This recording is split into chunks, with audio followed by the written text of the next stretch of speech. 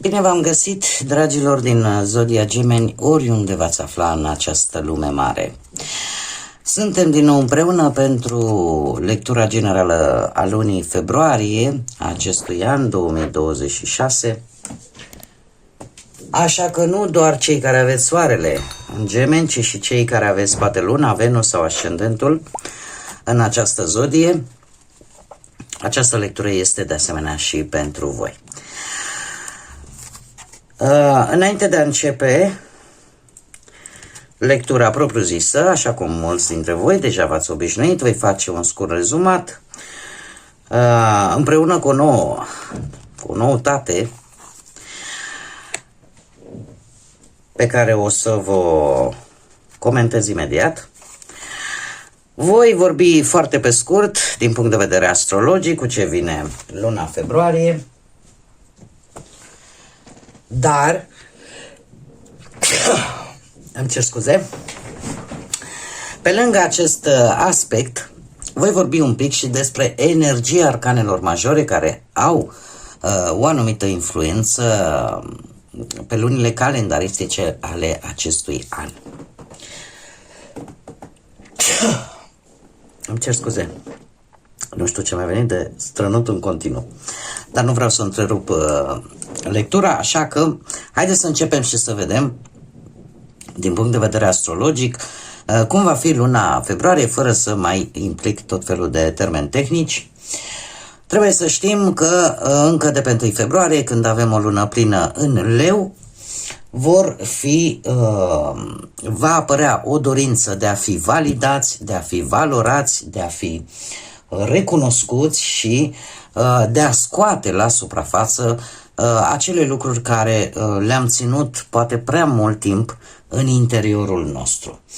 Avem de asemenea pe 3 februarie un tranzit astral, un Uranus care revine în Taur și care aduce cu sine schimbări bruște, mai ales pe partea financiară, care va afecta, e adevărat, un pic diferit, fiecare zodie în parte. Da? Eu vorbesc de părțile generale. Așa că apar schimbări bruște legate de bani, de stabilitate, de siguranță, de valorile noastre personale, dar asta de fapt este un început. Este un început pentru că lucrurile încep oarecum să se miște. Jumătatea lui februarie vine de asemenea cu un tranzit major important pentru tot anul 2026, cu Saturn care intră în Berbec și începe un nou ciclu karmic. Un nou ciclu karmic care vine cu maturitate, cu asumare, cu responsabilitate în primul și în primul rând față de noi înșine și desigur ne va obliga, vrem nu vrem, să devenim propriul nostru lider. Și în felul ăsta să nu mai dăm vina pe alții sau pe alte conjuncturi. Să ne asumăm de fapt. Avem de asemenea și o eclipsă de soare undeva la mijlocul lui februarie, pe 17 februarie, care de asemenea ne anunță venirea unei resetări karmice. Un început care chiar dacă îl percepem, dar nu-l vedem faptic, asta nu înseamnă că nu va veni. Da, este un început care nu se vede imediat și care anunță o schimbare de direcție. Diferit, desigur, de la zodie la alta. Sfârșitul lui februarie vine și cu o revizuire a ceva din trecutul nostru, care poate aduce pe alocuri și confuzii, dar care vor fi temporare, nu rămânem chiar așa de confuzi. Cert este că lucruri din trecut cumva revin într-o ultimă încercare de a fi remediate, de a fi rezolvate, de a fi vindecate. Acum, ce este nou în lecturile mele generale pentru fiecare lună calendaristică, am decis să folosesc și să vă aduc cât mai multe informații folosindu-mă de arcanele majore ale tarotului.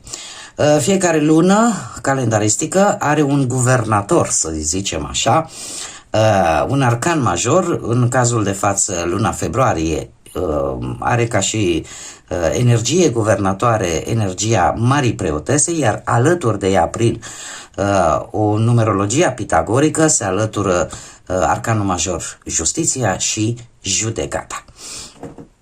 Combinația energetică dintre cele trei arcane majore face ca februarie să fie o lună de introspecție, de claritate, de intuiție foarte bună, dar și de responsabilitate și decizii conștiente.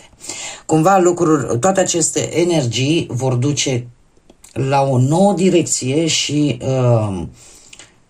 cumva ne îndeamnă să privim cu mai multă sinceritate, atât pe noi să ne privim, să fim mult mai onești cu noi, dar și cu situațiile din jurul nostru. Și în felul ăsta să acționăm cât mai echilibrat și cu mai mult discernământ.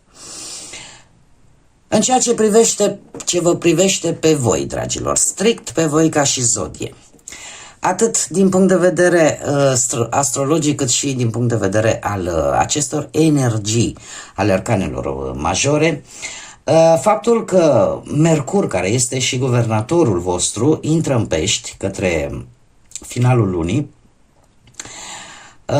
și la un moment dat devine chiar retrograd, februarie pentru voi este o lună de ușoară, să zicem așa, nebuloasă mentală, de ușoară ceață, da? La nivel de gândire, dar care aduce și o resetare la nivel profesional. Așa că februarie oarecum va cere gemenilor să facă liniște în primul și în primul rând în modul lor de a gândi, în mintea lor, pentru a putea face alegerile corecte. Dacă vorbim de partea profesională, da, de muncă, tendința voastră generală, aș spune că vine cu o presiune, un pic de presiune pe direcția profesională, pentru că apare necesitatea, nevoia de cumva vă redefini scopul, a vă redefini planurile. Este adevărat, apare această confuzie, dar este temporară și este mai mult legată de deciziile pe care voi le veți lua pe planul ăsta profesional.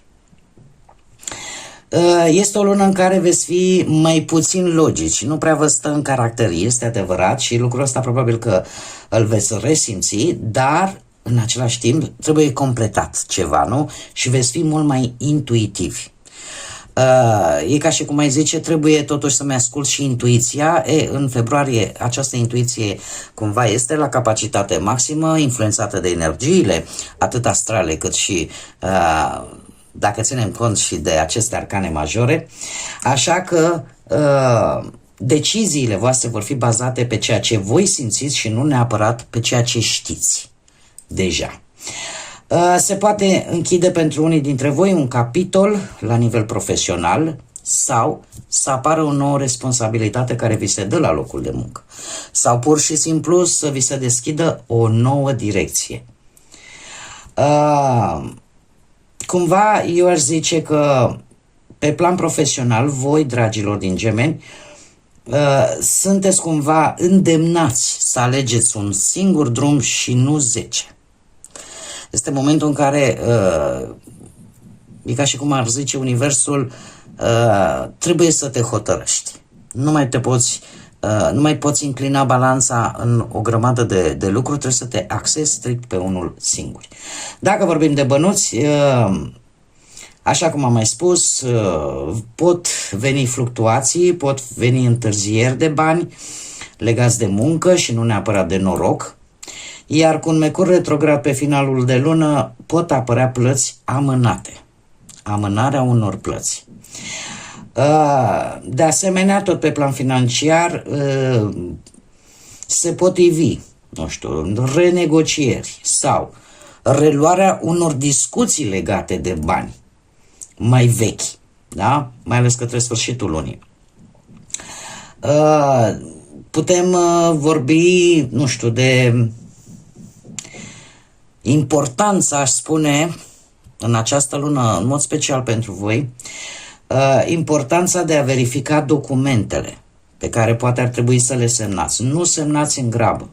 Evitați, în general, acele promisiuni financiare care sunt neclare, care nu pun dovezi clare pe masă.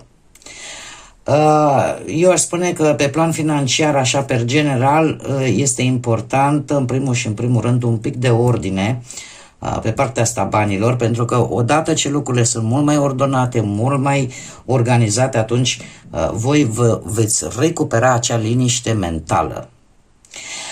Dacă vorbim de partea sentimentală, pe partea aceasta februarie aduce, e adevărat, aceeași confuzie emoțională, dar aduce și atracții karmice. Atracții karmice, dificultatea în a spune clar ceea ce simțiți, se vede, nu? Guvernatorul vostru Mercur, mai ales către sfârșitul lunii, este planeta comunicării și fiind și retrograd, pe voi vă va afecta în mod deosebit, deci veți avea anumite dificultăți în a comunica, în a dialoga și în special pe parte sentimentală, în a spune exact ceea ce voi simțiți. Deveniți un pic mai sensibili, vă puteți îndrăgosti destul de ușor și aici trebuie să aveți un pic de grijă, pentru că vă puteți îndrăgosti de dorință și nu de ceea ce este real. E ca și cum te îndrăgostești de o idee, de cum ți-ar place să idealizezi o persoană sau o relație și nu de ceea ce este ea în realitate. Cei care sunteți deja, formați un cuplu, formați o relație, e posibil să apară anumite neînțelegeri, dar nu neapărat pentru că nu v-ați potrivit, ci pur și simplu din această lipsă de comunicare. Această lipsă și această greutate în a comunica cu celălalt. Așa că este necesară răbdarea și există posibilitatea ca în incinta propriei voastre relații de cuplu să apară discuții din trecut. Cei singurei pot avea șansa unor aventuri rapide și în mare parte aici trebuie să fiți atenți. De ce? Pentru că aceste aventuri rapide le puteți avea cu persoane care, din păcate, sunt indisponibile atât poate emoțional sau în legături neclare. Finalul lunii, pentru voi cei singuri, burlăcei, burlăcițe, poate aduce reapariția unor persoane din trecut. Puteți afla adevăruri scoase la suprafață, iar mesajul important pentru voi, dragilor, per general așa, pe plan sentimental, atât cei în cuplu cât și cei singurei, aș spune că este o lună în care voi ar trebui, din punctul ăsta de vedere emoțional, să ascultați mai mult și să explicați mai puțin. Este un moment în care chiar trebuie să, în afară de intuiție, să fiți buni ascultători. Și acum trecem la cărțile noastre.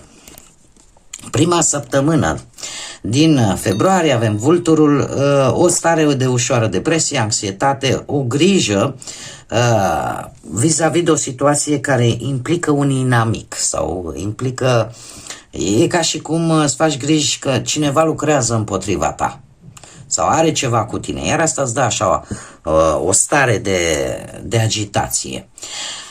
Cea de-a doua săptămână avem Focul, o emoție puternică de care veți avea parte vis-a-vis de o dragoste pasională sau vis-a-vis de acest sentiment de ură, o ură foarte puternică.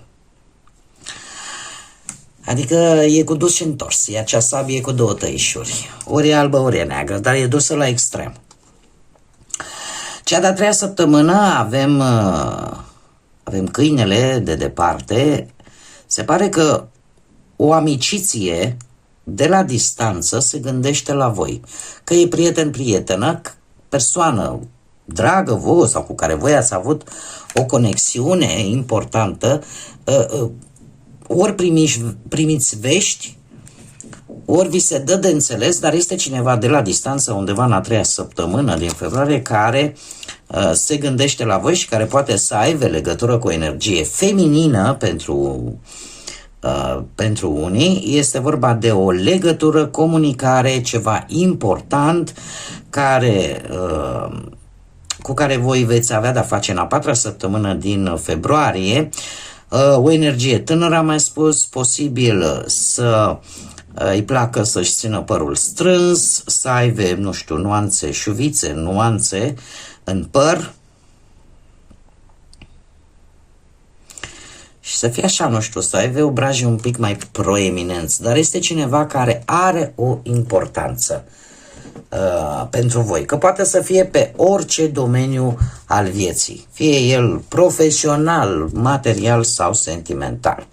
Acum haideți să vedem ce ne spune tarotul și să dezvoltăm un pic ce vine pentru dragii mei din Gemeni în luna februarie 2026, atât pe plan profesional, financiar sau sentimental.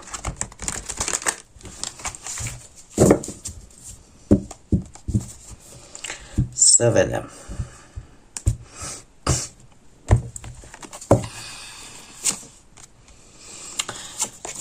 Da, și se vede clar că voi aveți un proiect. Un proiect, trebuie să mai pun o carte.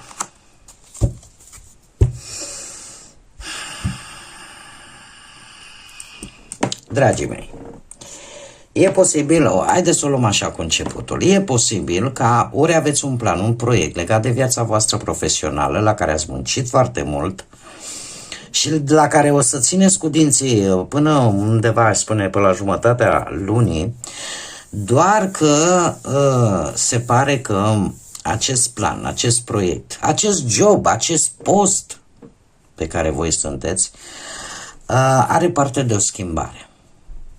Și indiferent cât credeți voi că este destabil sau credeți că este destabil și indiferent cât ați ține voi cu dinții de acest lucru, vine o schimbare, cu roata norocului vine o schimbare care nu o să fie neapărat pe placul vostru și sunt nevoită să mai pun o carte, dar în viitorul apropiat să știți că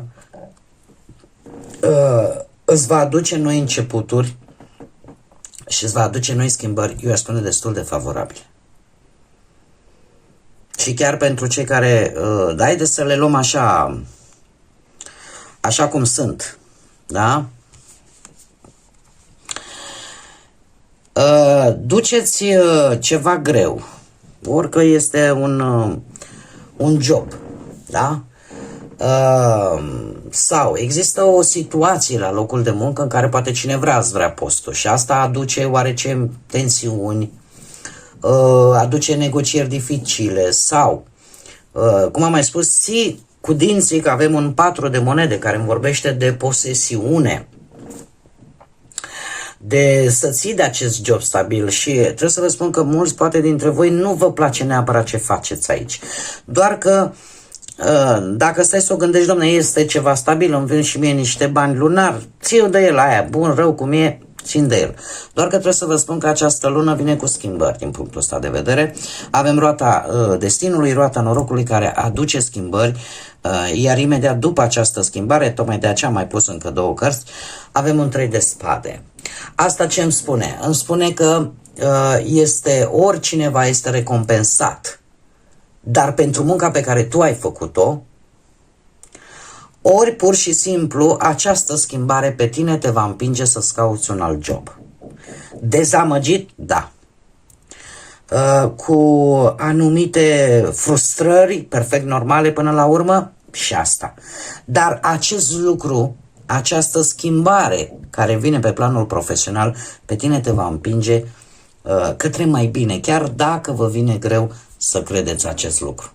Pentru că poate apărea în perioada, nu știu, probabil că undeva la începutul lui martie să apară imediat o oportunitate foarte bună, o veste foarte bună legată de un job pentru care poți să dai chiar și un interviu și în felul ăsta să ai un rezultat pozitiv.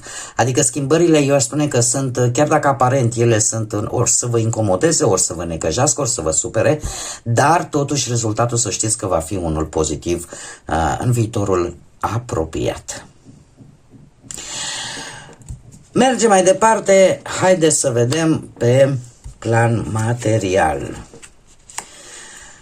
Și pe plan material o să vă simțiți așa oarecum încărcați de ori de o situație financiară, ori de foarte multe cheltuieli care trebuie să le faceți sau plăți pe care trebuie să le faceți.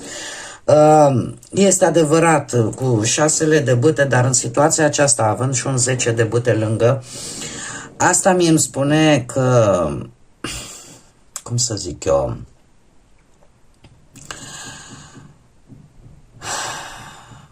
poate credința ta este că lucrurile se îmbunătățesc, că, nu știu, aștepți orică pe vreo promovare, orică vreun câștig de undeva, în urma a ceva ce tu ai făcut.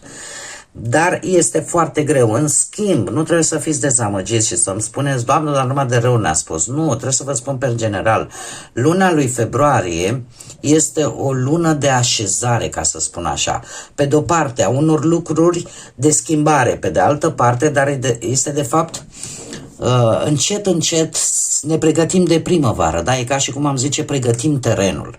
Și sunt lucruri energii care se mișcă în permanență. Așa că nu vreau să fiți dezamăgiți și nu vreau să gândiți, așa cum mi-a mai spus o doamnă, nu știu, nu i-a convenit ce lectură am făcut eu și mi-a spus, păi ai ceva cu zodia asta, n-am absolut nimic cu nimeni, fiecare zodie are calitățile sale și defectele și partea lor de umbră, așa că nu vreau să o luați în nume de rău sau să-mi reproșați că am eu ceva, nu am absolut nimic, eu nu fac altceva decât să citesc energiile cărților. Deci, chiar dacă voi așteptați un succes, așteptați un rezultat pozitiv și cu 10 de bâte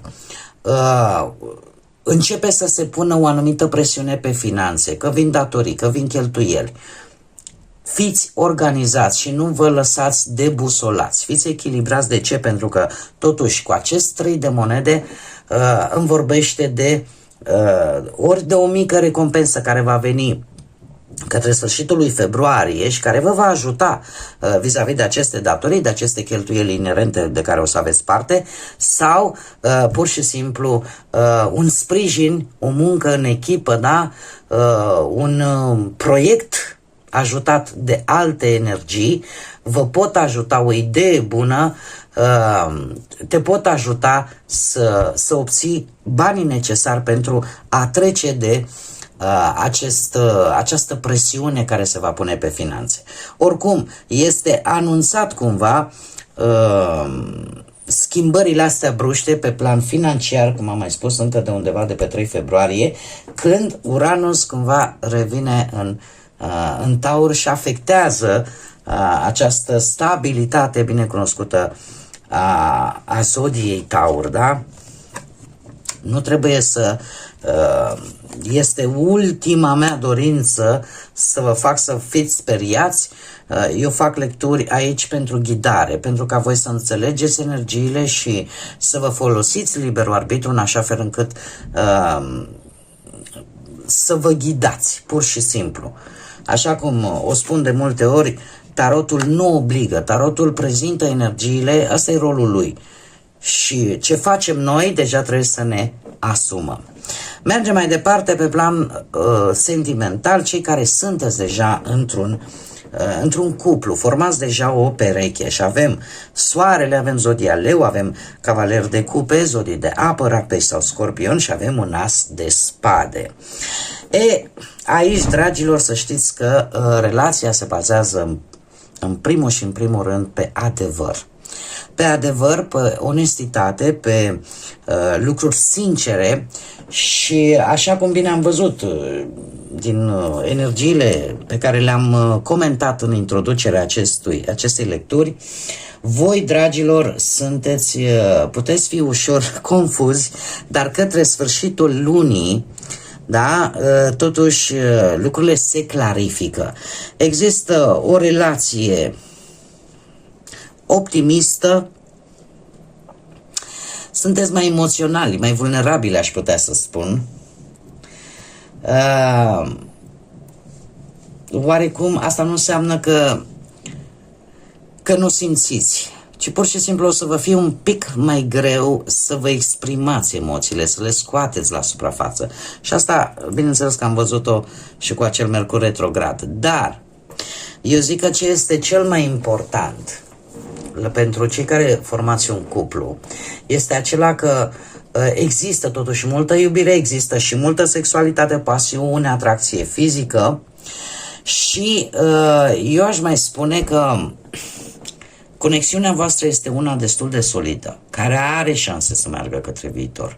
Și pentru unii dintre voi, dacă nu sunteți oficial, poate chiar către o căsătorie. Dar trebuie, cu asul ăsta de spade, trebuie cumva vorbit cu adevăr, vorbit cu dialog sincer. Eu spune că pentru voi va începe, sfârșitul lui februarie va iniția o nouă etapă mult mai bună în relația voastră și în care veți reuși cumva să lăsați în urmă problemele și să vă construiți propria voastră sau să o îmbunătățiți prin lucruri reale, prin lucruri oneste, cinstite. Cu atât mai mult pentru cei care poate, nu știu, aveți un ascendent sau luna Venus în zodia Leu, voi veți fi mult mai energici, mult mai expansivi și nu știu, poate chiar stângăcia voastră din această lună, dat fiind emotivitatea asta un pic accentuată, va face ca celălalt, nu știu, să vă perceapă într-o manieră mult mai jucăușă, mult mai bună. Cei care aveți poate planete în zodii de apă, aș spune că sunteți mai îndrăgostiți și într-adevăr aici se văd aspectele astrale. De ce? Pentru că cavalerul de cupe tinde să idealizeze pe celălalt, să-i dea niște, cum să spun, niște calități care e posibil chiar să nu le aibă, dar pur și simplu să îl vadă ca pe cel mai extraordinar, cel mai bun, cel mai deosebit. Unii dintre voi chiar puteți primi o declarație, da? Sau voi să o faceți, sau voi să o primiți, mai ales că avem, nu, și Sfântul Valentin, avem și Dragobetele în această lună, deci vor fi declarații de dragoste, vor fi stângaci, este adevărat, dar care cumva aici este frumusețea. Aici este frumusețea. De asemenea, unii pot lua decizii prin intermediul intuiției sau intuitiv, dar să știți că vor fi decizii foarte reușite, mai ales pe plan sentimental. Bun, mergem la cei care sunteți singurei, burlăcițe din zodia Gemeni. Voi, dragilor, încă de la începutul lunii e posibil să fiți atrași de o energie, să fie așa o atracție fizică, chimică, aș spune, foarte intensă. Nu știu dacă zodia Fecioară vă spune ceva. Nu, de fapt, cred că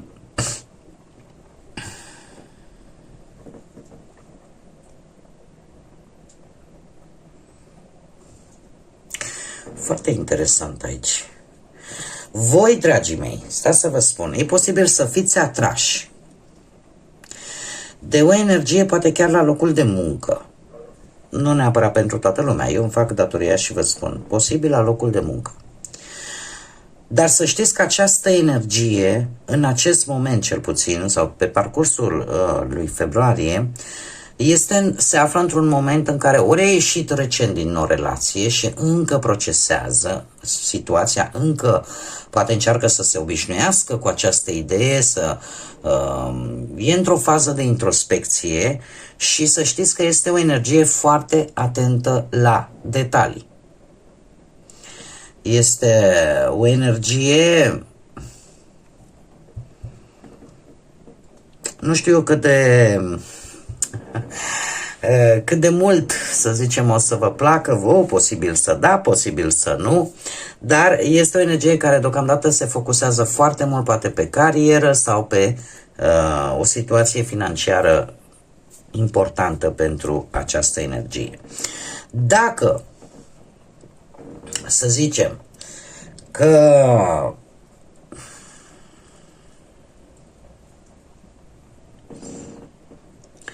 am făcut o mică eroare cu Hierofantul, cu Marele Preot, este de fapt vorba de zodia Taur, dar mesajul este cam același. Este o persoană, este o energie care are anumite valori. Are anumite valori, anumite principii, posibil să fie mai tradiționalistă și care, cel puțin în această lună, chiar dacă voi sunteți foarte atrași de această persoană, totuși să știți că are lucruri, ca să zic, care sunt importante pentru această energie și este foarte, foarte atent pe detalii, pe valorile sale, pe cum vede probabil, nu știu, o relație sentimentală cu cineva, că există atracție, cel puțin din partea voastră, da, că există șansa, nu știu, ca voi să încercați să vă arătați sentimentele, pentru că totuși cred că unii dintre voi ați început să vă formați, ca să zic așa, anumite sentimente în secret vis-a-vis de această energie. Aș putea să zic că atracția este reciprocă, doar că, cum am mai spus, prioritățile în această lună s-ar putea să fie un pic diferite. Acum, pentru cei care poate aveți o lună, Venus sau chiar un ascendent în zodia Taur, la rândul vostru veți pune accent, veți fi atent la o viitoare legătură sentimentală pe anumite detalii. Veți fi foarte atenți la anumite aspecte, la caracterul acestei persoane, la felul în care vorbește, la felul în care se comportă și veți căuta informații. Acum, mergem mai departe și haideți să vedem ce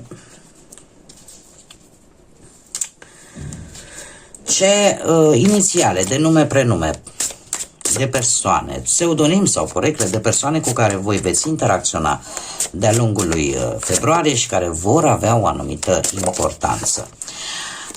Desigur, puteți să vă regăsiți chiar și inițialele propriului nume. Și avem prima literă, litera T,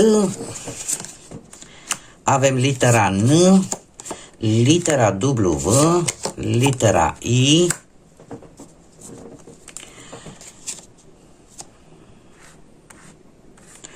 să se vadă, litera I încă o dată, litera N încă o dată, litera J și litera U. Ca și zodii, în afară de cele pe care deja vi le-am spus pe parcursul lecturii, avem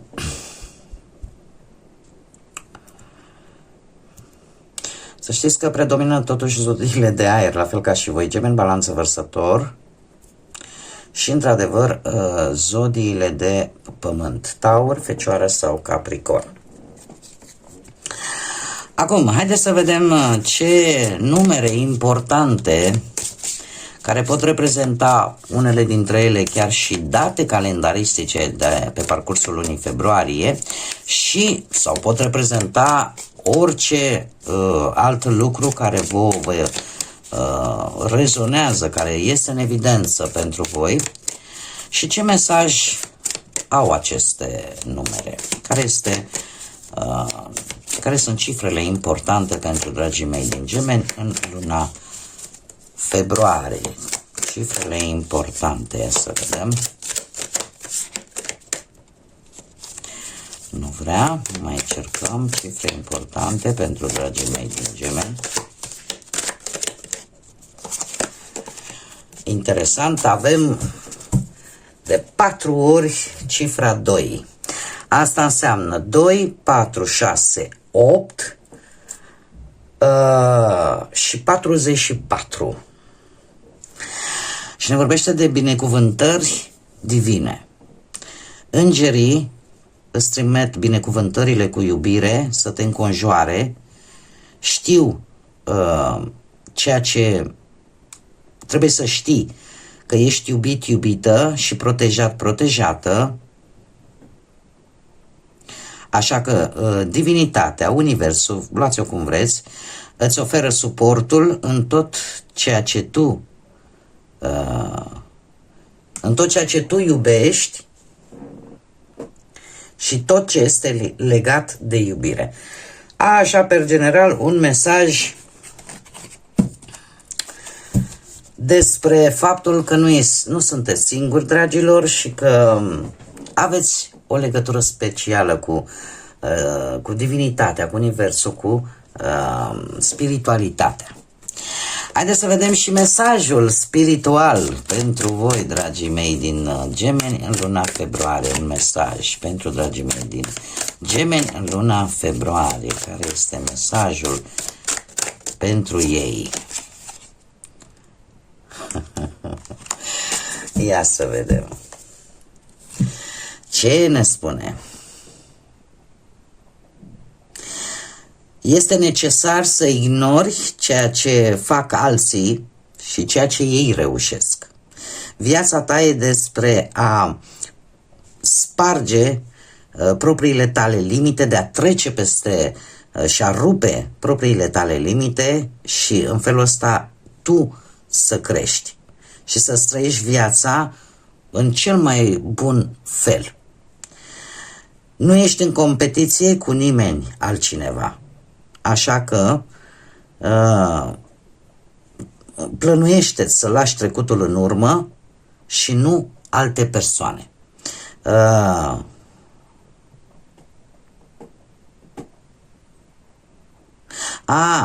Stați că aici am încercat să fac o traducere mot-a-mot, numai că desigur este destul de complicat datorită limbii și exprimării fiecarei limbi, da? Deci, ideea care este că ar trebui ca tu să-ți planifici, să lași anumite lucruri în urmă și nu să aștepți să o facă alții.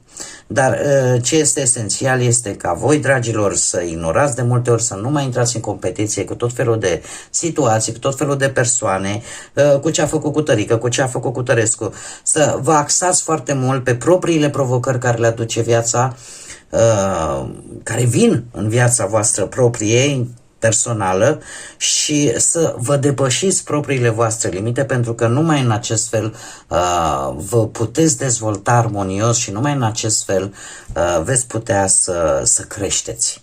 Da?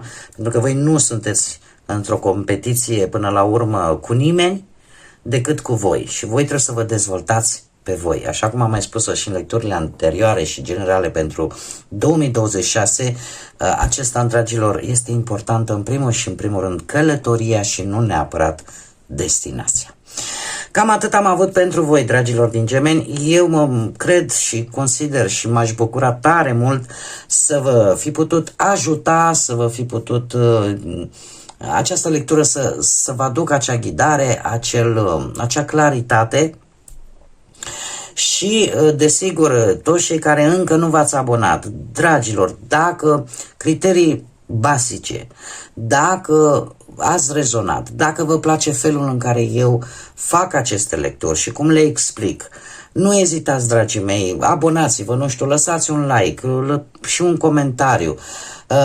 Este maniera, ca să zic, cea mai simplă, care nu costă bani, decât mulțumire și bunăvoință, desigur, dacă ați rezonat și dacă vă plac acest gen de lecturi. Dar pe mine, ca și creator de conținut, mă ajută foarte mult aceste gesturi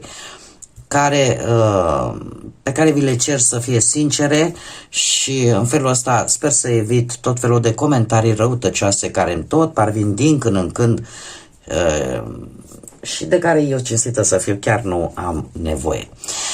Așa că până data viitoare, când ne vom reîntâlni cu siguranță la o nouă lectură, eu vă doresc un februarie liniștit în primul și în primul rând, minunat, și tot binele din lume. Să fiți înconjurați, dragilor, de mult echilibru, de multă pace, de multă liniște și, cum să nu, de foarte multă iubire.